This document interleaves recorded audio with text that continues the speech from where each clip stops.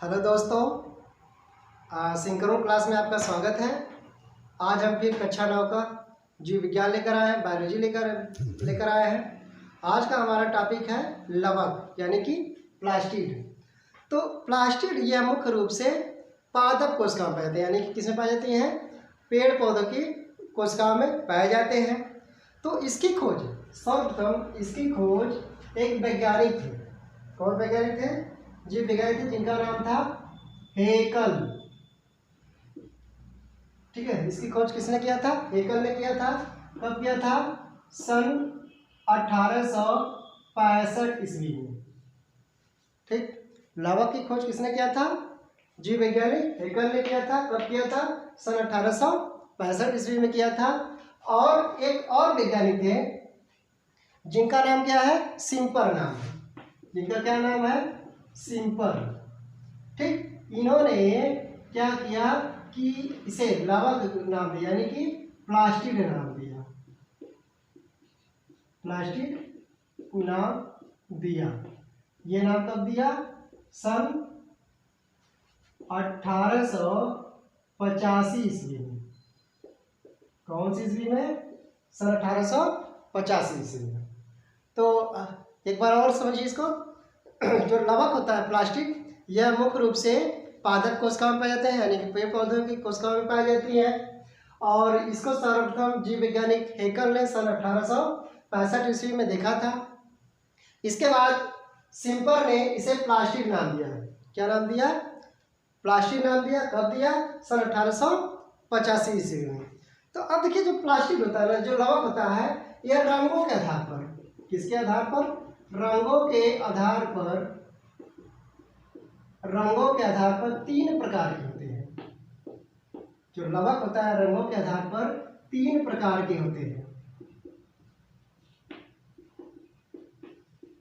कितने प्रकार के होते हैं भाई? तीन प्रकार के होते हैं। ठीक, कौन कौन से होते हैं? सबसे पहले जो होता है हरित लवक। हरित लवक जिसे हम कहते हैं क्लोरोप्लास्ट। ठीक, दूसरा जो होता है वर्णी लवक, जिसे हम क्या कहते हैं? क्रोमोप्लास्ट। ठीक, और तीसरा जो होता है जिसे हम क्या कहते हैं? अवर्णी लवक कहते हैं। अवर्णी लवक जिसे ल्यूकोप्लास्ट। ठीक, तो रंगों के आधार पर लवक जो होते हैं, प्लास्टिक जो होते हैं, तीन प्रकार के होते हैं। आधार पर तीन प्रकार के होते हैं: हरित लवक, वर्णी लवक और अवर्णी लवक। ठीक, यानी हरित लवक क्लोरोप्लास्ट, क्रोमोप्लास्ट और ल्यूकोप्लास्ट। ठीक, क्लोरोप्लास्ट, क्रोमोप्लास्ट और ल्यूकोप्लास्ट। तो अब हम पहला टॉपिक देखें, क्लोरोप्लास्ट। अब हम पहला हमारा टॉपिक हुआ हरित लवक।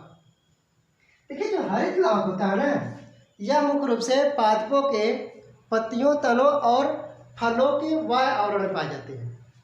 कहाँ पाए जाते हैं? जो हरित लवक होता है यह मुख्य रूप से कहाँ पाया जाता है? पत्तियों में, तनों में और फलों का जब कच्चा फल के वाय आवरण पाए जाते हैं। कौन सा फल? कच्चे फल के वाय आवरण पाए जाते हैं। इसकी खोज सर्वप्रथम सिम्पर ने की थी। किसने किया था भाई? इसकी खोज सर्वप्रथम किसने किया? सिम्पर ने की थी।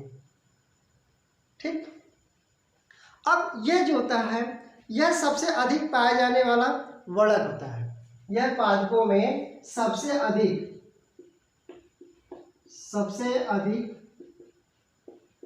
पाए जाने वाला यह वाले वर्णक होते हैं। ठीक, क्या होते हैं? वर्णक होते हैं। ये सबसे अधिक पादपों में पाए जाने वाले वर्णक होते हैं। और इसमें जो होता है, ठीक है, ये जो वर्णक होते हैं यह प्रकाश संश्लेषी होते हैं। क्या होते हैं? कैसे होते हैं भाई? प्रकाश संश्लेषी होते हैं, यानी ये प्रकाश संश्लेषण क्रिया में भाग लेते हैं। तो सबसे पहले हम अब इसके देख रहे हैं इसके बारे में, तो सबसे पहले हम देखिए इसकी संरचना देखते हैं कैसी होती है। लवक की जो संरचना होती है, हम एक जनरली बना रहे हैं, ठीक है।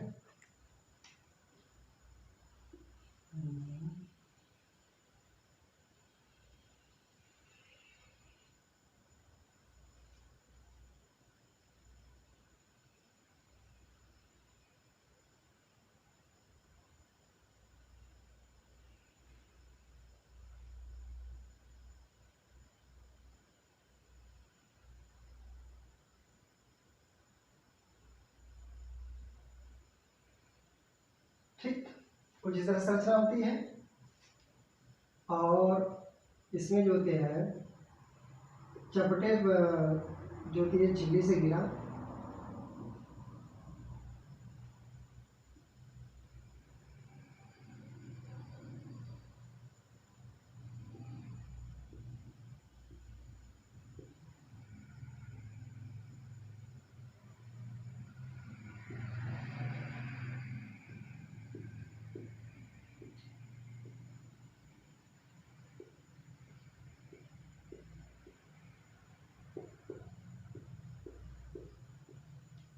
कुछ इस तरह संरचना होती है। और इसमें जो होता है तरल पदार्थ भरा होता है।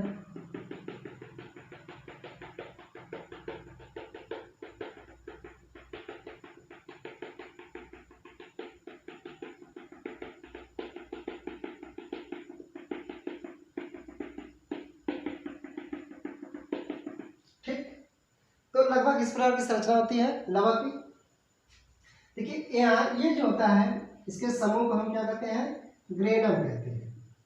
इसके एक समूह क्या कहते हैं हम, ग्रेनम कहते हैं। ग्रेनम होता है यह जो पूरा समूह होता है, ग्रेनम के पूरे समूह को हम क्या कहते हैं, ऐसे पूरे समूह को हम क्या कहेंगे, ग्रेना कहेंगे। ठीक, यह दोहरी झिल्ली का आवरण होता है, किसकी बनी होती है, लिपिड दोहरी झिल्ली कह सकते हैं, दोहरी झिल्ली।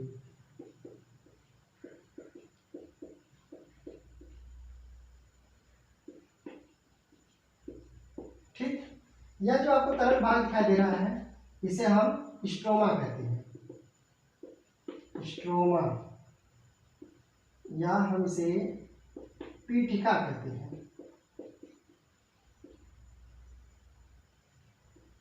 स्ट्रोमा या पीठिका कहते हैं। और ये देखिए इसके एक भाग में, ये जो एक होता है सिक्के जैसे तय होता है, इसको हम क्या कहते हैं, थाइलेकॉइड कहते हैं, थाइलेकॉइड। ठीक, इसे हम मिडिल लैमिना,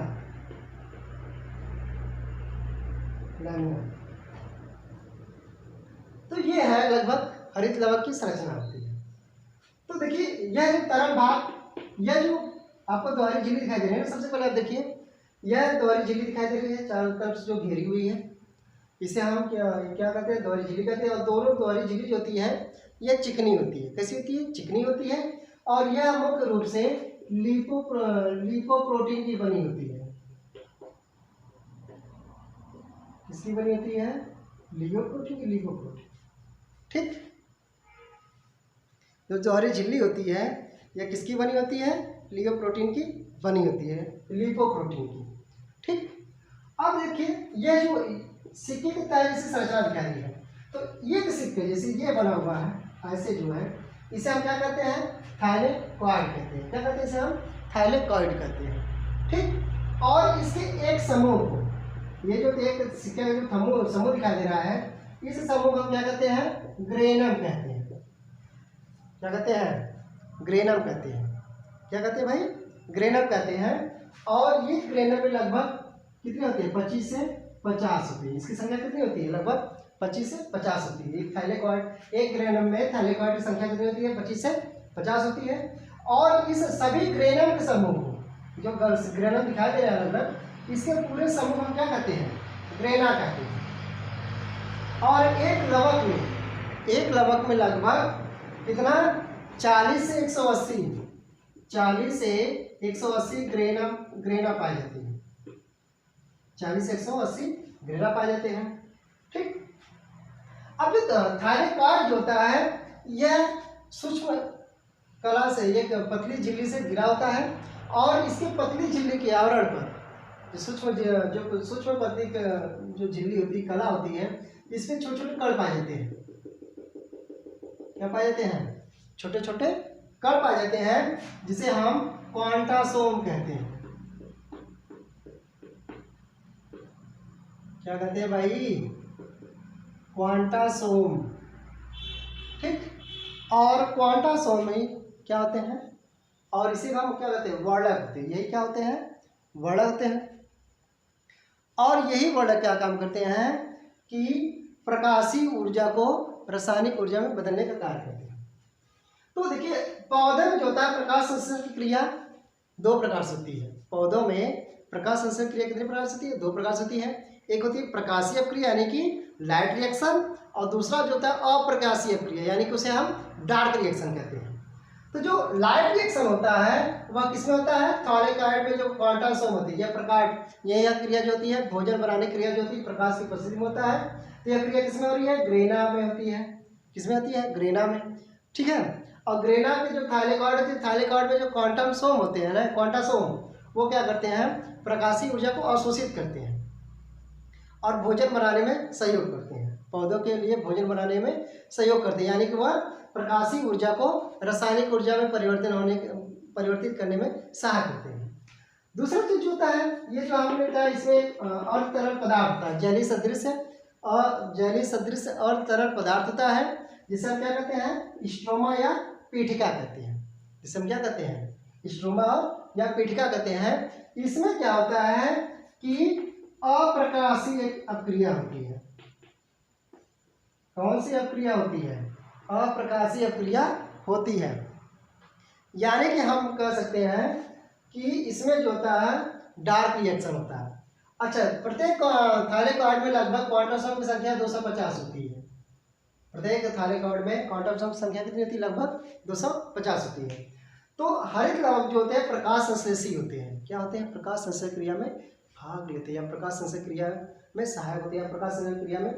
टॉपिक है दूसरा, वर्णी लवक।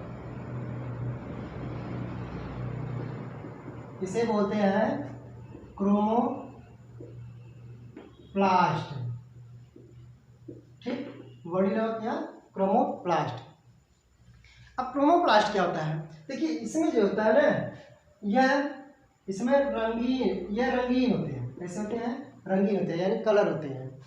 और कलर कैसे होते हैं कि यह, इसके कारण क्या होता है कि पुष्पों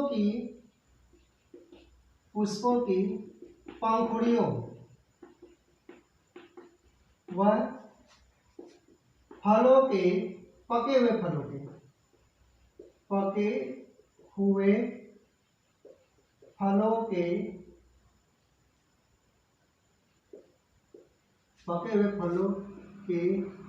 वाय त्वचा में पाए जाते हैं।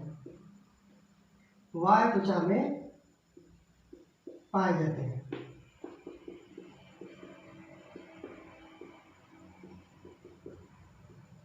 ठीक। तो यह जो होता है मुख्य, ये जो वर्णी लवक होता है, यह मुख्य रूप से कहाँ पाते हैं? पुष्पों में या उसके पंखुड़ियों या पके हुए फलों की वाय त्वचा में पाए जाते हैं। अब क्या होता है कि जो रंगीन लवक होते हैं, यह फूलों को आकर्षक बनाकर, भाई क्या करते हैं? ये फूलों को क्या करते हैं? आकर्षक बनाते हैं। और आकर्षण बनाते हैं तो इसकी ओर क्या करते हैं? अन्य कीट जो होते हैं, अन्य जो जीव जंतु उसकी ओर आकर्षित होते हैं। और कीटों के आकर्षण के कारण क्या होता है कि पुष्पों में परागण क्रिया होती है। कीटों के,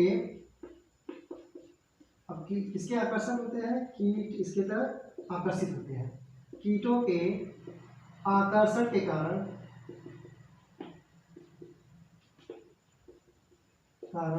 पुष्पों में क्या होता है? पुष्पों में परागण क्रिया होती है, यानी से हम कहते हैं पोलिनेशन। थोड़ा सा पोलिनेशन देख लीजिए आप लोग। पोलिनेशन क्या होता है कि पोली में परागण क्रिया। परागण क्रिया क्या होता है कि जैसे मान लीजिए एक पुष्प है, यहाँ मैं डायग्राम एक छोटा सा बना रहा हूँ।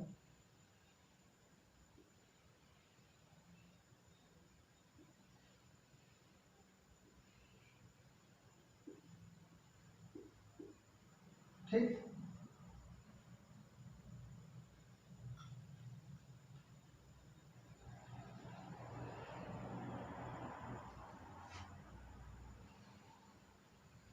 ये गुड़हल का पुष्प है।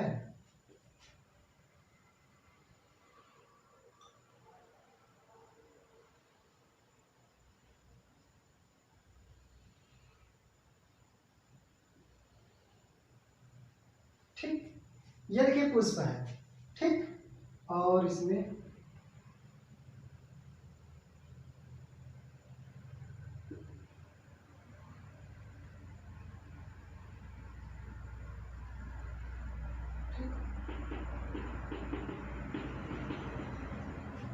यह देखिए जो होता है, इसे हम, ये जो भाग दिखाई दे रहा है, इसे हम क्या कहते हैं, जायान कहते हैं। क्या कहते हैं, जायान। और इसे हम क्या कहते हैं, उमंग कहते हैं। हटाओ इसको, इसे हम क्या कहते हैं, उमंग। ठीक, तो जायान जो होता है मादा जनन अंग होता है, और उमंग जो होता है जनन अंग होता है, नर जनन अंग। कौन सा, नर जनन अंग। तो देखिए जब लैंगिक जनन के लिए, चाहे पुष्प हो चाहे जंतु हो, इनमें लैंगिक जनन के लिए क्या होता है, नर जनन अंग और मादा जनन अंग द्वारा बने नर युग्मक और मादा युग्मक को आपस में संलयनित होना चाहिए। निषेचन के लिए क्या होता है, निषेचन क्रिया होगा, यानी कि द्विलिंगी यानी कि जनन उत्पादन के लिए जनन क्रिया में क्या होता है कि नर युग्मक और मादा युग्मक को आपस में क्या होना, फ्यूज होना चाहिए। तभी इनमें भ्रूण बनेगा, भ्रूण से फिर धीरे धीरे शिशु बनेगा, शिशु फिर नई संतान की उत्पत्ति होती। तो पौधे में भ्रूण बनेगा, भ्रूण से फिर नए पुष्प बनेंगे, बीज बनेंगे, फल बनेंगे। तो इस तरह से प्रक्रिया होती है। तो ये नर जनन होता है, मादा जनन होता है। तो अब देखिए परागण क्या होता है कि अब मान ये जो होता है परागकोश होता है। क्या होते हैं, परागकोश। ठीक, और परागकोश में क्या होते हैं कि परागकण होते हैं। ठीक, क्या होते हैं, परागकण। इसे हम क्या कहते हैं, नर युग्मक कहते हैं। क्या कहते हैं, नर युग्मक। अब ये जो होता है ये बीजाणु होता है, और बीजाणु में एक सेल होते हैं, यानी अंडकोश होते हैं। अब इस नर युग्मक का कहाँ पहुंचना जरूरी होता है, एक सेल के पास, यानी अंडकोश के पास पहुंचने के लिए परागण क्रिया होती है। इसमें कौन सी क्रिया होती है, परागण क्रिया होती है। तो परागण क्रिया दो प्रकार से होती है। एक होती है स्वपरागण, यानी इसे कहते हैं सेल्फ पोलिनेशन, सेल्फ पोलिनेशन। और दूसरा होता है पर परागण, जिसे हम कहते हैं क्रॉस पोलिनेशन। ठीक, तो स्वपरागण में क्या होता है कि जैसे आप स्वतः क्रिया, यह क्रिया को परागण क्रिया को स्वतः हो, यह क्रिया जो परागण क्रिया क्या हो उसमें जो स्वतः होती है, यानी इसमें किसी माध्यम की आवश्यकता नहीं होती है। तो इसमें क्या होता है, जो परागकोश जब परिपक्व होता है ये फट जाता है, स्फुटित हो जाता है। जब फट जाता है परागकोश तो यहाँ से परागकण निकलते हैं, और परागकण निकल कहाँ जाते हैं, वर्तिका में आ जाते हैं। जिसे हम क्या करते हैं, वर्तिकाग्र कहते हैं। वर्तिकाग्र पे पहुंच जाते हैं। अच्छा, जब वर्तिका में पहुंचते हैं तो यहाँ से एक नली बन जाती है। कौन सी नली बनती है, पराग नली बनती है। कौन सी नली, पराग नली। अब पराग नली से क्या होता है, जो परागकण होता है वो कहाँ पहुंचता है, बीजाणु में पहुंच जाता है। कहाँ पहुंच जाता है, बीजाणु में। और बीजाणु में पहुंचकर क्या करता है, यहाँ पे एक सेल के साथ फ्यूजन करता है। फ्यूजन मतलब संलयित होकर एक एम्ब्रियो बनाता है। ठीक, एम्ब्रियो मतलब भ्रूण का निर्माण करता है, और भ्रूण आगे चल क्या करते हैं, फल में परिवर्तित हो जाते हैं।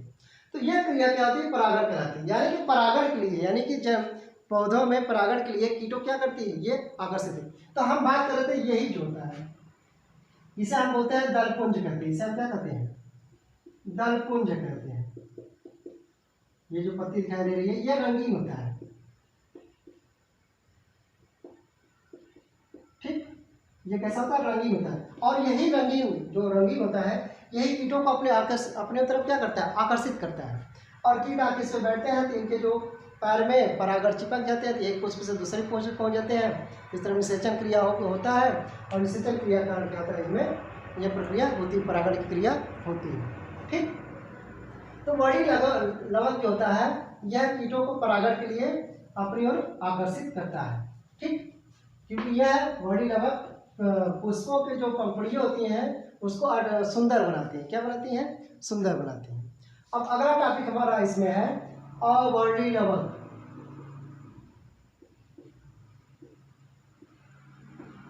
कौन सा लवक?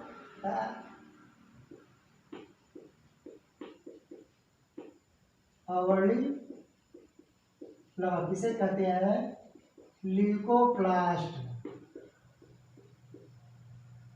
क्या कहते हैं? ल्यूकोप्लास्ट। अब देखिए जो अवर्णी लवक होता है ना यह रंगहीन होता है। कैसा होता है? रंगहीन होता है। और इसका जो मुख्य कार्य होता है यह भोजन का संचय करता है। भोजन का संचय करता है। ठीक, किसका संचय करता है? भोजन का संचय करता है। इसलिए क्या कहते हैं इसे हम अवर्णी लवक कहते हैं। और इसे हम संचय लवक भी कहते हैं। भोजन का संचय करता है इसलिए हम इसे क्या कहते हैं? संचय लवक भी कहते हैं।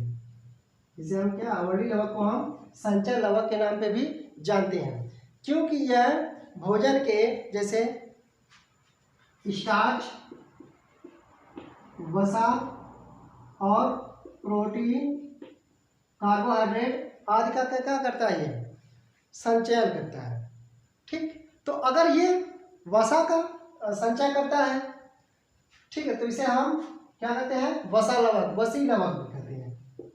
किस नाम से जानते हैं इसे हम? वसी लवक। ठीक, और जो स्टार्च का संचय करता है उसे हम मंड लवक। किस नाम से जानते हैं? मंड लवक। और जो प्रोटीन का संचय करता है, ठीक है, उसे हम प्रोटीन लवक कहते हैं। ठीक, मतलब जो जिस पदार्थ का, पोषक तत्व का, भोजन के जिस पोषक तत्व का यह जो संचय करता है उसी नाम से यह जाना जाता है। इसे हम क्या कहते हैं? अवर्णी लवक कहते हैं। यानी कि इसका यह रंगीन होता है, यह भोजन का संचय करता है, इसलिए इसे हम क्या कहते हैं? संचय लवक भी कहते हैं। संचय लवक के नाम से भी जानते हैं। तो यह स्टार्च, वसा, प्रोटीन आदि तत्वों का क्या करता है? संचय करता है। तो जो स्टार्च का संचय करता है उसे हम क्या कहते हैं? मंड लवक कहते हैं। जो स्टार्च, जो कार्बोहाइड्रेट या स्टार्च का जो संचय करता है उसे हम मंड लवक कहते हैं। जो वसा का संचय करता है उसे हम तेलत लवक या वसी लवक कहते हैं। और जो प्रोटीन का संचय करता है उसे हम प्रोटीन लवक कहते हैं। तो ये हो गया वह अवर्णी लवक के बारे में। अब हम देखिए एक चीज़ और बताते हैं जो खास बनाता है इसमें, जो अवर्णी लवक की हम बात करते हैं। तो देखिए जो तीनों प्रकार के जो लवक होते हैं यह एक दूसरे में परिवर्तित होते रहते हैं। जो तीनों प्रकार के जो लवक होते हैं, कौन कौन से होते हैं लवक? हरित लवक, वर्णी लवक और अवर्णी लवक। तो ये तीनों क्या करते हैं? एक दूसरे में परिवर्तित हो सकते हैं। जैसे हमने कहा, जैसे हरे टमाटर हो, हरे टमाटर है तो यह हरे मिर्च है। तो हरे टमाटर हो गया और हरे मिर्च है तो हरा है, तो इसका मतलब क्या है? हरित लवक है इसमें। ठीक है भाई। तो अब एक समय ऐसा होगा जब ये मैच्योर होगा, जब टमाटर ये मैच्योर होगा तो ये किसमें बदल जाएगा? और लाल हो जाएगा। टमाटर कैसा हो जाएगा भाई? लाल हो जाएगा, यानी कि रंगीन हो जाएगा। तो ये जो हरित लवक होता है इसे हम क्या कहते हैं? क्लोरोप्लास्ट। क्लोरोप्लास्ट होता है जो, या क्लोरोप्लास्ट किसमें बदल जाता है? क्रोमोप्लास्ट में। क्रोमोप्लास्ट में परिवर्तित है, यानी क्रोमोप्लास्ट को क्या कहते हैं? वर्णी लवक कहते हैं। ठीक, तो इसलिए जब क्लोरोप्लास्ट किसमें बदल जाता है? क्रोमोप्लास्ट हो जाता है, इसलिए ये वर्णी लवक बनाता है। और वर्णी लवक से कारण क्या होता है? जो टमाटर होता है हरे से लाल हो जाता है। तो यहाँ पे हमारे कहने का मतलब है ये जो तीनों प्रकार के जो लवक होते हैं इनमें ये आपस में एक दूसरे से परिवर्तित होते रहते हैं। एक दूसरे से क्या होते हैं परिवर्तित होते हैं। तो जैसे हमने कहा क्लोरोप्लास्ट क्रोमोप्लास्ट में बदल जाता है।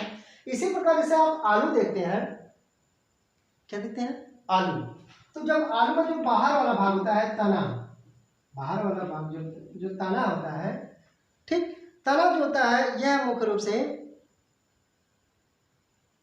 आलू का भाग जो तना होता है मिट्टी के से बाहर वाला भाग कैसा होता है, हरा होता है। जो मिट्टी से बाहर वाला भाग कैसा होता है, हरा होता है। तो ये क्या होता है, क्लोरोप्लास्ट होता है। जब हरा भाई क्लोरोप्लास्ट होगा तो यह बाद में किसमें बदल जाता है, यह मुख्य रूप से बाद में क्रोमोप्लास्ट में परिवर्तित हो जाता है। ठीक है, किसमें परिवर्तित होता है, क्रोमोप्लास्ट में। तो ये हो गए लवकी के बारे में। ठीक, तो देखिए यहाँ पे क्या होता है, जो तने में क्या होता है, लिपोप्लास्ट होता है, ये किसमें बदल जाता है, क्रोमोप्लास्ट में बदल जाता है, क्लोरोप्लास्ट में। यानी कि अवर्णी लवक किसमें, हरित लवक में परिवर्तित हो जाता है। ठीक, तो यह क्रिया हो गई लवक की क्रिया या उसके बारे में हमने अध्ययन किया। अब हम अगला टॉपिक अभी पढ़ेंगे। अगला टॉपिक हमारा होगा गाल्जी कार्य।